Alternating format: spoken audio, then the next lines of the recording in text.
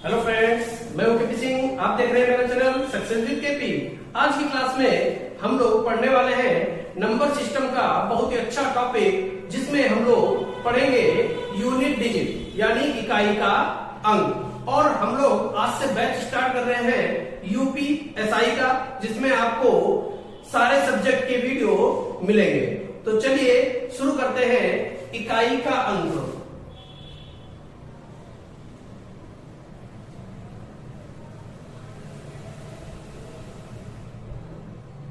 तो देखिए, इकाई के अंक में सबसे पहले तो हम ये देख लेते हैं कि ये इकाई का अंक संख्या में कहां पर पाया जाता है। तो जैसे हमारे पास लिखा हुआ है 25, तो इस 25 में इकाई के स्थान पर कौन है? 5 है। ठीक है, यही हमारे पास इकाई का अंक है।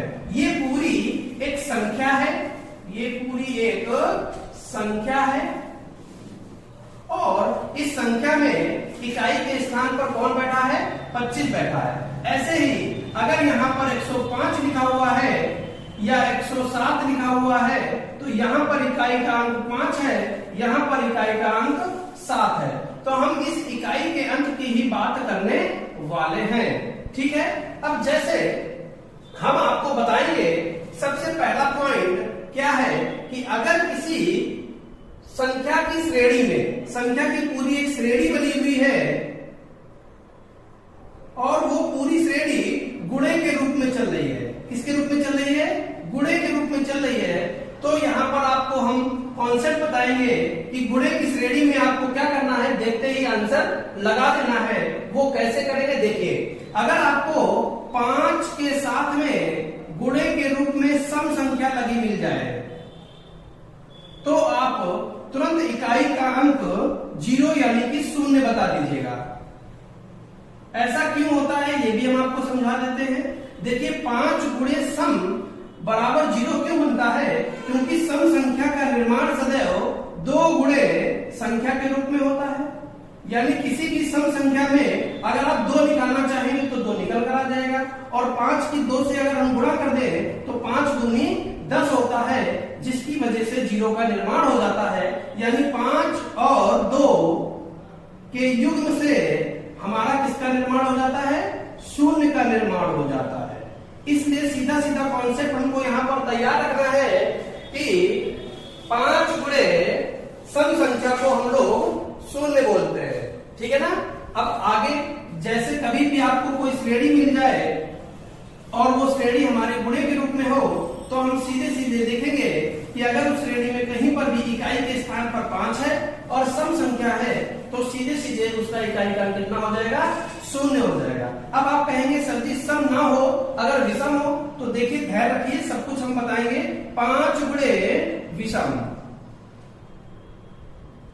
तो 5 गुणे अगर विषम होगा और आपकी श्रेणी जो है वो गुणे के रूप में चल रही है, तो आप सीधे यहाँ पर क्या लिख देंगे? 5 लिख देंगे।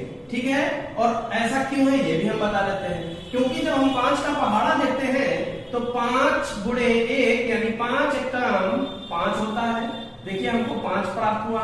फिर 5 दूनी 10, देखिए 0 प्राप्त हुआ इकाई के स्थान पर। 5 तिया 15, इकाई के स्थान पर 5 प्राप्त हुआ। ऐसे ही 5 गुणे 4 5 को 20, 0 प्राप्त हुआ। अब हम आगे नहीं पढ़ेंगे, आगे आप समझ गए। तो हमेशा हम क्या देखते हैं कि या तो इकाई के स्थान पर 5 मिलता है, या 0 या 5 या 0, और 0 कब मिलता है? जब संख्याएं सम होती हैं। तो फिर 5 कब मिल रहा होगा? जब संख्याएं विषम होंगी। कैसी होंगी? विषम होंगी। यानी कि सीधा सीधा कॉन्सेप्ट हमारे सामने आ चुका है कि 5 गुणे सम मिल जाए तो 0 लिख देंगे, और 5 गुणे विषम मिल जाए तो 5 लिख देंगे। चलिए इस पर हम कुछ 1-2 क्वेश्चन एग्जांपल देख लेते हैं और फिर हम अगले पॉइंट पर चलते हैं। वो क्या एग्जांपल है उनको देखिए फटाफट से। पहले इसको साफ कर देते हैं।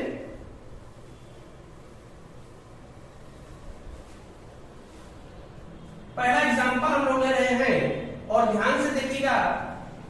कहीं पर लिखा हुआ है 25 गुणे 28 गुणे 21 गुणे 12 बराबर अब यहां पर कह दे कि इकाई का अंक बताइए। किसका अंक बताइए? इकाई का अंक बताइए। तो इकाई का अंक आप बताएंगे तो हमने बोला आपसे कि सबसे पहले आपको देख लेना है कि श्रेणी काहे के रूप में बनी हुई है, गुणे के रूप में चल रही है। तो आपको कुछ नहीं देखना है, 5 देख लिया और 28 एक सम संख्या है। यहां पर आपको 5 मिला और यहां पर एक सम संख्या मिल गई। और जब 5 और सम संख्या गुणे के रूप में मिल जाए तो आप यहां पर 0 लिख दीजिए और आपका एक नंबर तैयार है। अब आपको बस क्या करना है कि टिक लगा देना है और आपको एक नंबर मिल जाएगा। चलिए और एग्जांपल देखते हैं। जैसे हमारे पास लिखा हुआ है 125 गुणे 27 गुणे 121 गुणे 513 गुणे 615। अब यहां पर इकाई का अंक आपसे पूछ रहे तो सबसे पहले आपको क्या देखना है कि श्रेणी जो हमारी चल रही है वो गुणे के रूप में चल रही है। श्रेणी जो भी चल रही है वो कैसी चल रही है? गुणे के रूप में चल रही है। और यहाँ पर आपको क्या दिख रहा है? यहाँ पर आपको 5 दिख रहा है और कहीं पर भी आपको सम संख्या नहीं दिख रही होगी। हर जगह क्या दिख रही है? विषम ही दिख रही है। अगर सम मिले तब हम विषम पर, अगर सम ना मिले तब हम विषम पर जाएंगे। ठीक है, अगर हमको सम ना मिले तब हम विषम पर जाएंगे। अब आप यहाँ पर भी कह देंगे सर जी विषम तो यहाँ पर भी था, लेकिन हम यहाँ पर विषम पर नहीं गए क्योंकि हमको सम मिल चुका है। जब सम नहीं मिलेगा तब हम विषम पर जाएंगे। तो हमने विषम देख लिया तो सीधे हम क्या देखेंगे कि हमारा इकाई का अंक कितना आने वाला है? 5 आने वाला है। तो यहाँ पर हमने 2 एग्जाम्पल आपको कराए हैं जिन दोनों एग्जाम्पल से आपका जो कॉन्सेप्ट है वो क्लियर हो गया होगा। ठीक है, चलिए आगे बढ़ते हैं और एग्जाम्पल छोड़कर हम लोग चलते हैं कॉन्सेप्ट पर, क्योंकि एग्जाम्पल को हम लोग कर लेंगे जब प्रैक्टिस करेंगे तो वहां पर हम लोग बहुत सारे क्वेश्चन देख लेंगे, वो आपके एग्जाम्पल के तौर पर भी हो जाएंगे और क्वेश्चन भी हो जाएंगे। तो अगला कॉन्सेप्ट हमारा है कि अगर जो श्रेणी हमारी चल रही है वो प्लस में हो, हमने गुणे में देख लिया, अब प्लस में हो, तो प्लस में कुछ करना ही नहीं होता है। जैसे अगर आपको दे दे कोई संख्या कि जैसे 25 प्लस 28 प्लस 127 प्लस 512 प्लस 366, ऐसे अगर हमको संख्याएं देते तो बताइए यहाँ पर इकाई का अंक क्या होगा? तो आपको क्या करना है?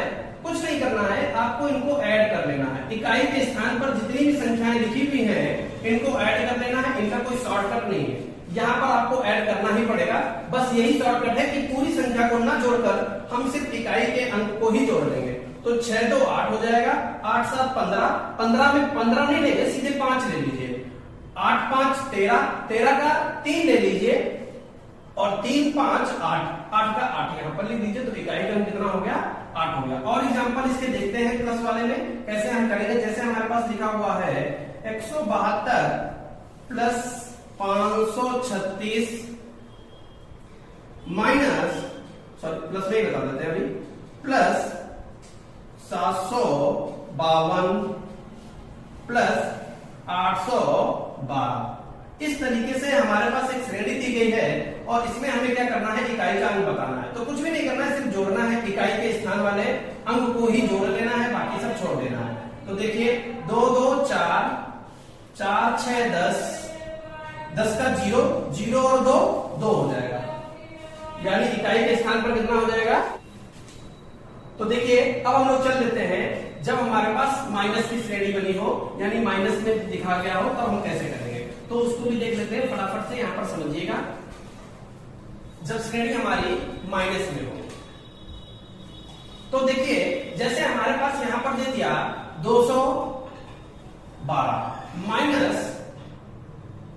513, इस तरीके से हमको दे दिया है और हमसे कह दे, अभी हमने छोटा सा एग्जांपल लिया है। अब यहाँ पर आपसे अगर कह दे कि बताइए इकाई का अंक बताइए, तो बच्चे यहाँ पर गड़बड़ी कर देते हैं और बड़ी संख्या में से छोटी संख्या घटा लेते हैं और यहाँ पर 1 लिख देते हैं, जो बिल्कुल गलत है। ऐसा आप नहीं करेंगे। आपको करना क्या है? जिस संख्या को घटाना है वैसे ही घटाना है जैसा कि वो लिखा हुआ है। अपने पास से कुछ भी दिमाग नहीं फालतू का लगाना है। देखिए यहाँ पर 2 है, यहाँ पर 3 है, तो आपको 2 लिख लेना है और 3 लिख लेना है।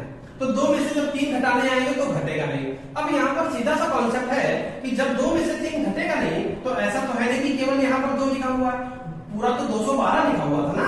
तो ये यहाँ से क्या लेगा, कैरी ले लेगा, जिसको हम लोग हासिल बोलते हैं, हासिल ले लेगा। तो यहाँ पर कितना हो जाएगा, 12 हो जाएगा। 12 में से 3 चला जाएगा तो हमारे पास कितना बचेगा, 9 बचेगा। तो इकाई का अंक 9 आएगा, ना कि 1 आएगा। 1 वाली गलती मत करिएगा, यहाँ पर हासिल ले लीजिएगा जब भी आपके सामने दिखे कि वो नहीं घट रहा है। जैसे और एग्जाम्पल लेते हैं, ये पहला एग्जाम्पल हमने यहाँ पर लिया था, और एग्जाम्पल लेते हैं। जैसे हमने लिखा हुआ यहाँ पर 527 माइनस 629। अब हमने बोला कि इनमें इकाई का अंक बताइए, तो जब आप इकाई का अंक बताने आएंगे तो यहाँ पर ये मत करिएगा कि 9 में से 7 घटा दो, उल्टा घटा दो और 2 लिख दो, ये गलत हो गया आपका। ऐसा नहीं करना है। ऐसा हम इसलिए बता रहे हैं क्योंकि लोग ऐसा करते हैं, इसीलिए हम आपको मना कर रहे हैं बार बार। तो आपको क्या लिखना है, यहाँ पर 7 लिख लेना है और यहाँ पर 9 लिख लेना है इकाई का अंक। अब 7 में से 9 घटाने जाएंगे तो घटा तो पाएंगे नहीं। तो थोड़ा सा दिमाग लगाइए कि 7 के आगे कोई संख्या लिखी है कि नहीं लिखी, बिल्कुल लिखी हुई है। और जब लिखी हुई है तो उससे हासिल लीजिए ना, और जब 7 एक हासिल यानी कैरी लेगा तो वो क्या बन जाएगा, 17 बन जाएगा। और 17 में से 9 घटाएंगे तो कितना बचेगा, 8 बचेगा। तो हमारा आंसर कितना आ जाएगा, 8 आ जाएगा। तो इस तरीके से हम लोग इसको लगा सकते हैं, माइनस वाले में इसको ध्यान रखिएगा। चलिए हम आगे चल लेते हैं और कुछ हम लोग यहाँ पर देखते हैं मिश्रित श्रेणी। ठीक है, मिश्रित।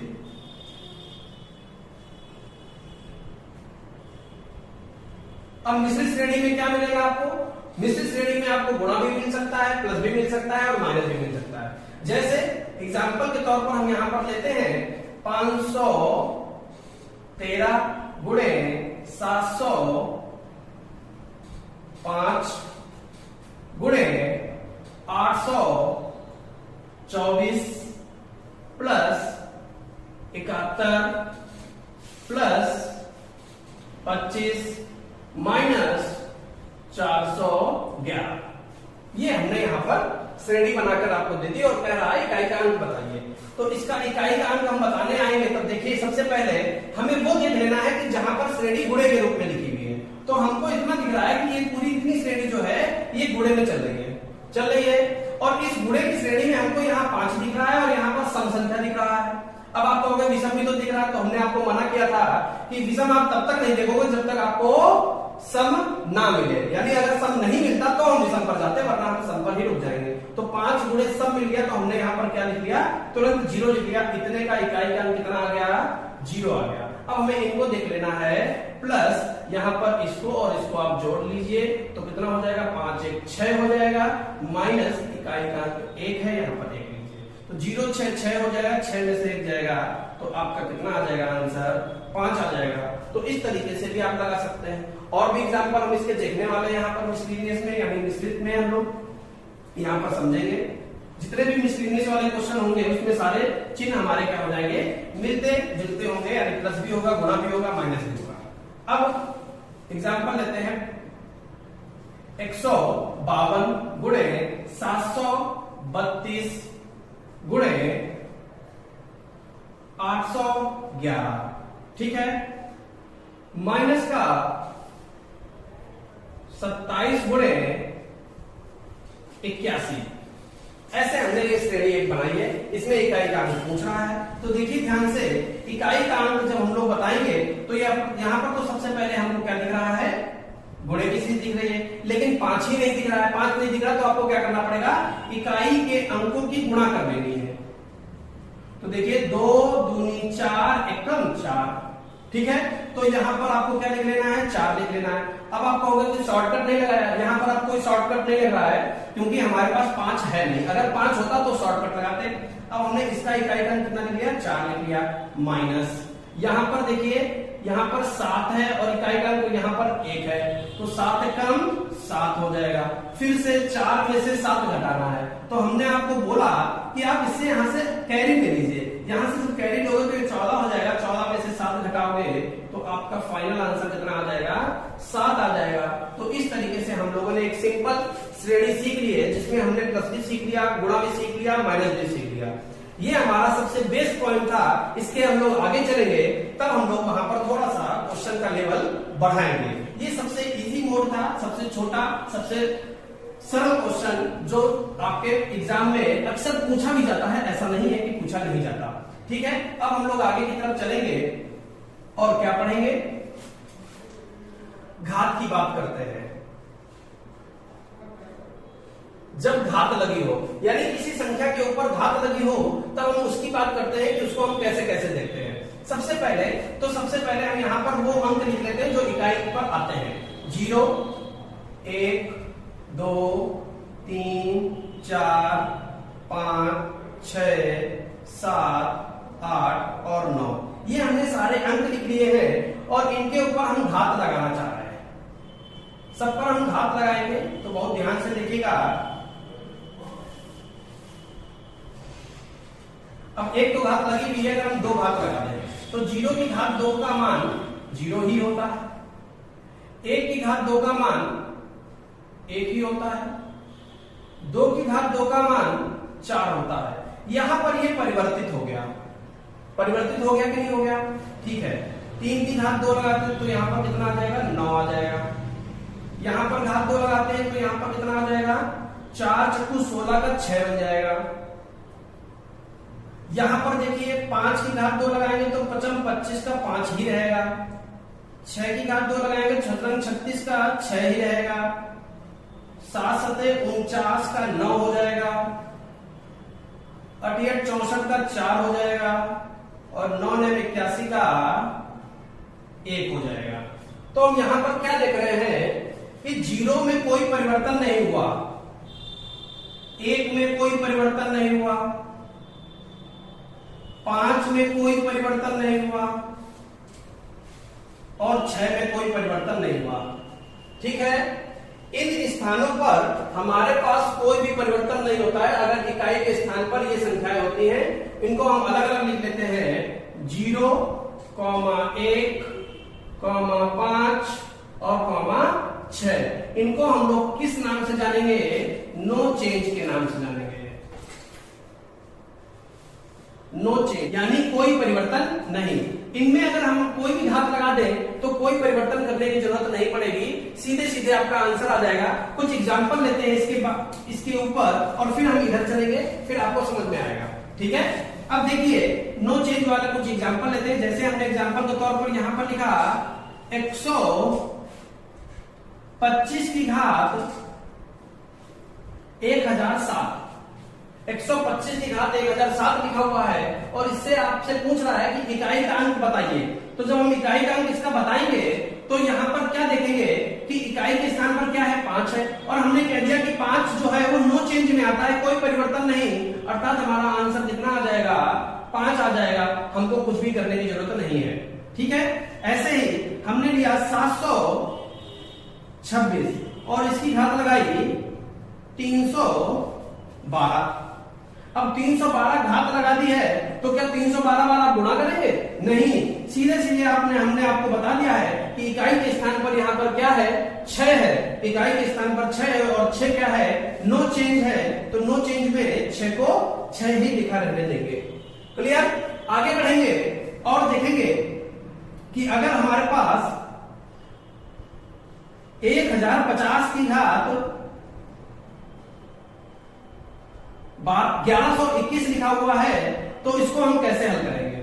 यहां पर घात कितनी होगी? इकाई का अंक कितना होगा? घात तो हमारी लगी हुई है 1121 और हम इसका इकाई का अंक बताना चाहते हैं तो इकाई के स्थान पर कितना लिखा हुआ? 0 लिखा हुआ है और 0 किस में आता है? नो चेंज में आता है। तो यहां पर क्या आ जाएगा? हमारे पास 0 ही आ जाएगा। क्लियर है? तो ये हमारे कुछ 3 एग्जाम्पल है। चौथा एग्जाम्पल भी ले लेते हैं, एक वाला। कैसे?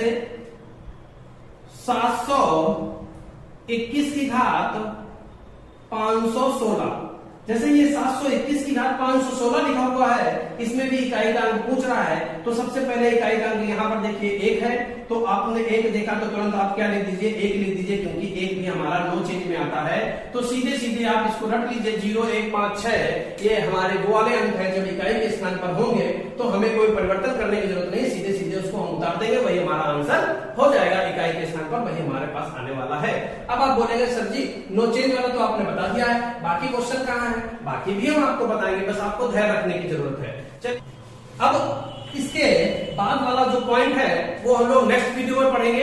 तो इतने की प्रैक्टिस आपको कर लेनी है बढ़िया तरीके से, ताकि आपको समझ में आ जाए। और ये वीडियो आपको मिल जाएगी फटाफट से आप क्या करिए, चैनल पर अगर नए हैं तो चैनल को सब्सक्राइब करिए, और अगर मेरा बताया हुआ आपको अच्छा लगे तो वीडियो को लाइक अवश्य करिए।